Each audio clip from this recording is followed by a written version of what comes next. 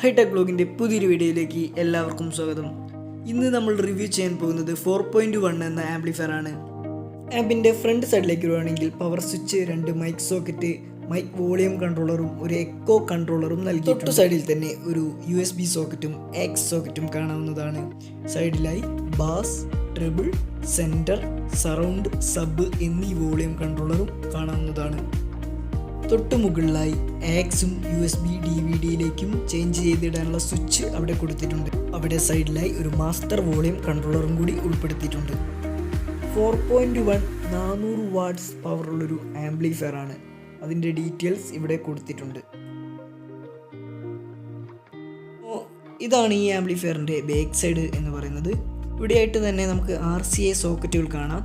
DVD, ax എന്നീ കണക്ഷൻസുകൾ കൊടുക്കാവുന്നതാണ്. ഒരു കൂളിംഗ് ഫാനും കൊടുത്തിട്ടുണ്ട്. തൊട്ട് സൈഡിലായിട്ട് വരുമ്പോൾ തന്നെ നമുക്ക് സ്പീക്കർ സോക്കറ്റുകൾ കാണാവുന്നതാണ്. 4 സ്പീക്കറുകളും ഒരു സബ് വൂഫറും നമുക്ക് കണക്ട് ചെയ്യാൻ സാധിക്കുന്നതാണ്. അപ്പോൾ ഇത്രയൊക്കെ തന്നെയുള്ളൂ നമ്മുടെ ഈ വീഡിയോ. അപ്പം കൂടുതൽ വീഡിയോസ് വരാനായി ചാനൽ മറക്കാതെ സബ്സ്ക്രൈബ് ചെയ്ത് സപ്പോർട്ട് ചെയ്യൂ.